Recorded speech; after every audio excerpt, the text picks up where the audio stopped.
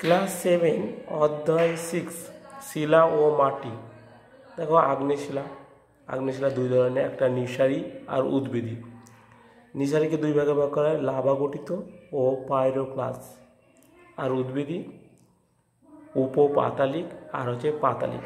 তাহলে আজকে কিন্তু উদ্ভিদী শিলা সম্পর্কে বলবো। তার আগে দেখে নাও উপপাতালিক হচ্ছে ভূপৃষ্ঠ থেকে একটু গভীরে ভূত্বকের কোনো ফাটলের মধ্যে জমা হয়ে যে শিলা সৃষ্টি হয় সেটা হচ্ছে উদ্ভিদী উপপাতালিক। আর উপপাতালিক ঠিক আরও গভীরে ভূত্বকের ভিতরেই কোনো ফাটলের মধ্যে জমা হয়, সেটা হচ্ছে পাতালিক। তাকে উদ্ভিদী কাকে বলে? উদ্ভিদী শিলা। পৃথিবীর ভিতরে ফাটলের মধ্যে ম্যাগমা জমাট বেঁধে যে শিলা সৃষ্টি হয় তাকে উদ্ভিদী শিলা বলে, যেমন গ্রানাইট, ডলোরাইট।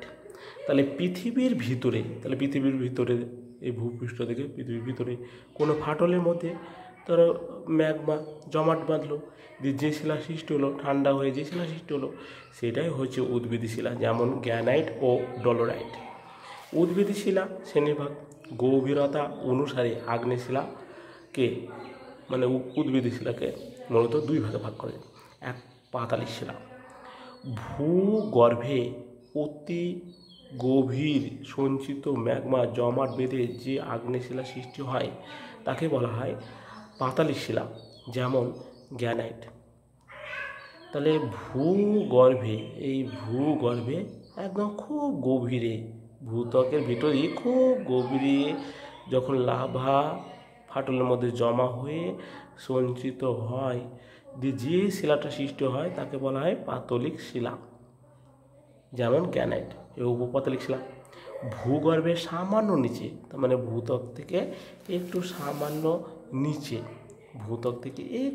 নিচে অথবা পাতালিক শিলার উপরে ভূগর্ভে সামান্য নিচে ম্যাগমা জমাট বেঁধে যে আগ্নেয় শিলা সৃষ্টি হয় তাকে উপপাতালিক শিলা বলে, যেমন ডলোরাইট। কি বললাম? ভূত্বকের ভিতরে যেটা পাতালিকের উপরে একটু উপরে ভূত্বকের ভিতরে কোনো ফাটলের মধ্যে জমা হচ্ছে সেটাকে বলছে উপপাতালিক। প্রথম থেকে আরেকবার বললি, উদ্ভিদী হচ্ছে ভূত্বকের ভিতরে কোনো ফাটলের মধ্যে জমা হলে তাকে উদ্ভিদী দুই ভাগে ভাগ করা হয়। পাতালিক যদি খুব গভীরে ভূত্বকের ভিতরেই কোনো গভীরে ফাটলের মধ্যে জমা হয় তাকে পাতালিক।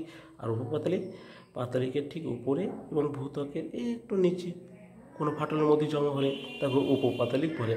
এই হলো আজকে ক্লাস 7 শিলা ও মাটি সম্পর্কে।